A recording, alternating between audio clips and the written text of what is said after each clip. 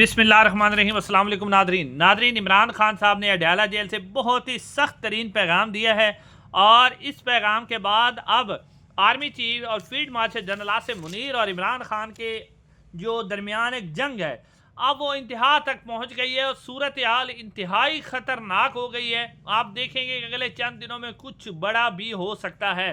अब नादरीन, इमरान खान का कौन सा ख़तरनाक पैगाम है वो मैं आपके सामने रखता हूँ। और इमरान खान साहब ने लेला किसे कहा है? जी हाँ नाज़रीन, जो भेड़ का बच्चा होता है ना लेला, वो भी उन्होंने कहा है। वो किसको कहा है वो भी डिटेल आपके सामने रखते हैं। लेकिन नाज़रीन, सबसे पहले आप 2 से 3 खबरें ले लें।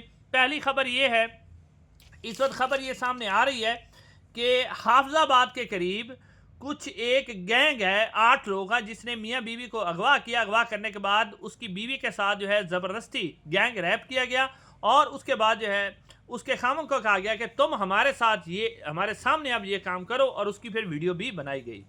उसके बाद नाज़रीन एक और ख़बर है, और ख़बर ये है कि जो शहबाज शरीफ साहब है उन्होंने अपोजिशन लीडर उमर अयूब साहब को ख़त लिखा है। सिकंदर सुल्तान राजा साहब, क्योंकि उनकी मुद्दत मुलाजमत पूरी हो चुकी है, तो नए जो इलेक्शन कमीशन है उसकी तैनाती के लिए उन्होंने ख़त लिखा है अपोजिशन लीडर को।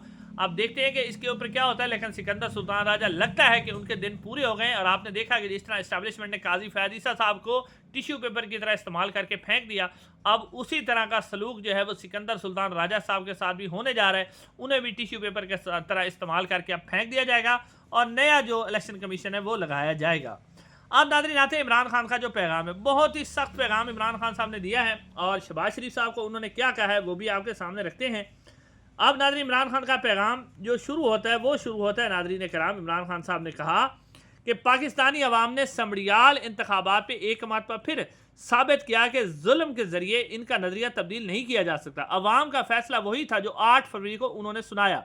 इस इलेक्शन में भी बेशर्मी से धांधली करके अवामी मैंडेट को पैरों के तले रौंदा गया। 8 फरवरी के इंतखाबात की चोरी में काजी फैज़ ईसा, सिकंदर सुल्तान राजा और जंगल का बादशाह पूरी तरह शामिल था।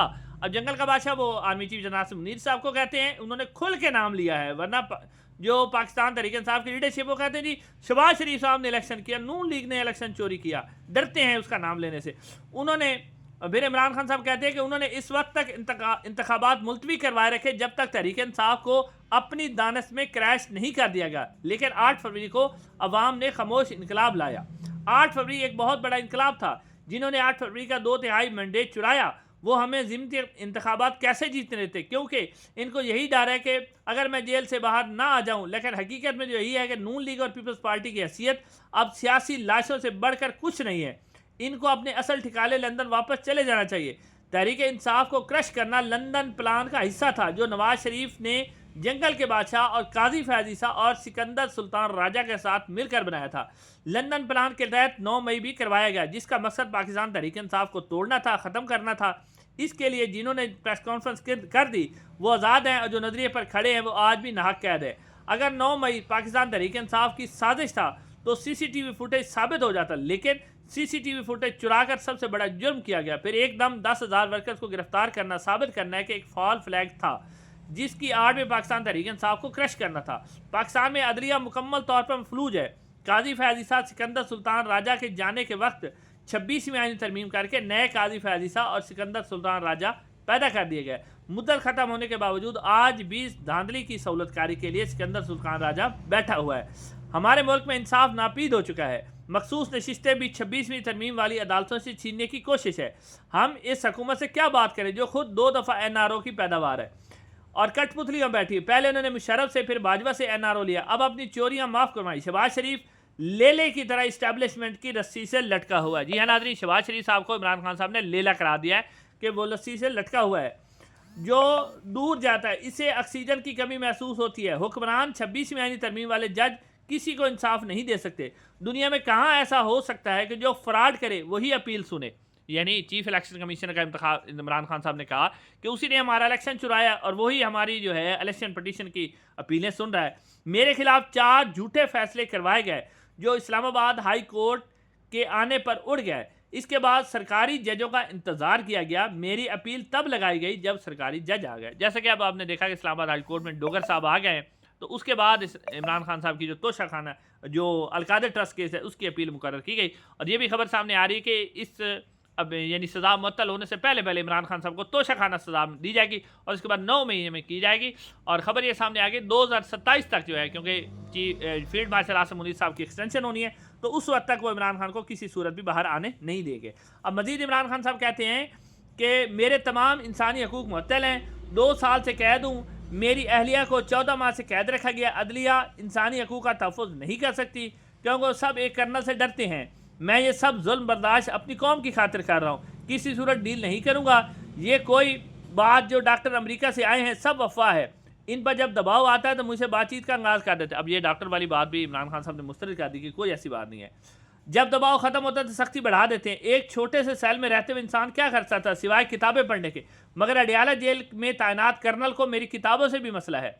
मेरा इस्टेब्लिशमेंट को सख्त पैगाम है कि अगर आपको तहरीक इंसाफ की ज़रूरत है, मुझे आपकी कोई ज़रूरत नहीं। असल ताकत उसके पास होती है जिसके साथ अवाम हो। अवाम की असल नुमाइंदा जमात पाकिस्तान तहरीक इंसाफ है जो कि फ़ौज का तासुर बाल सकते हैं। मैं 3 वजूहात से इस वक्त कौम के इत्तेहाद की शदीद ज़रूरत है। एक, मोदी ज़ख्मी है, वो दोबारा पाकिस्तान पर हमला कर सकता है क्योंकि भारत एक मजबूत मुल्क है, उसके पास $700 अरब के ज़ख़ायर हैं।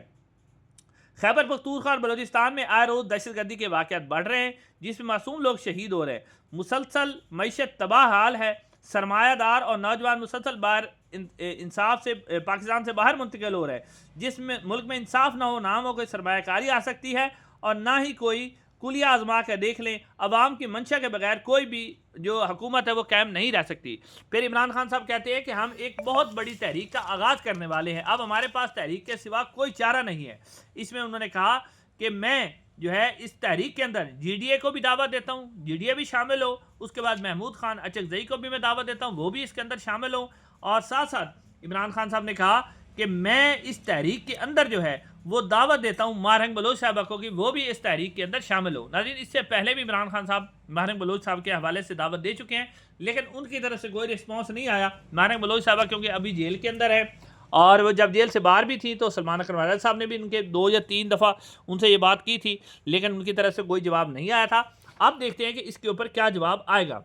लेकिन अब इमरान खान साहब इस बात का मुकम्मल तौर पर इरादा कर चुके हैं और उन्होंने ये भी अपनी जो पार्टी लीडरशिप है उसको भी बड़ा सख्त पैगाम दिया है कि जो कोई मेरे नज़रिए के साथ खड़ा हो सकता है वो खड़ा रहे और जो खड़ा नहीं हो सकता वो अब पार्टी छोड़ सकता है। इमरान खान साहब ने मज़ीद कहा कि अब जो तहरीक होगी मैं उसकी क़ियादत खुद करूँगा और वो जो तहरीक होगी उमर अयूब साहब उसको लीड करेंगे और सलमान अकरम राजा साहब जो है वो पैगाम रसानी का काम करेंगे। इमरान खान साहब ने मज़ीद जो है अपनी कौम को मुखातिब होते कहा कि मैं कौम को पैगाम देना चाहता हूँ कि हो सकता है कि ये मेरी मुलाकातें बंद कर दें। और ये आपको लगता है कि इस्टेब्लिशमेंट ऐसा कर सकती है कि मुलाकातें तो उन्होंने बंद करनी है, क्योंकि जब भी कोई तहरीक चलती है तो इनको ख़तरा बहुत होता है, डरते बहुत हैं लोगों से निकलने से।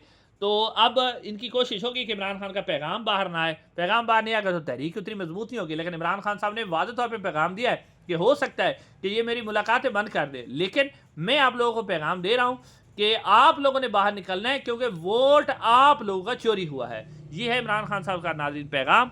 अब इसके ऊपर क्या इस्टेब्लिशमेंट का रद्द-ए-अमल आता है, अब आप देखेंगे कि उनके जो लिफाफे हैं, टाउट हैं, वो इस हवाले से कोई ना कोई पैगाम आपके सामने आ जाएगा। लेकिन इमरान खान साहब ने बाकायदा तौर पर जंग का ऐलान कर दिया है। इंशाअल्लाह अगली वीडियो में मुलाकात होगी। अस्सलाम वालेकुम।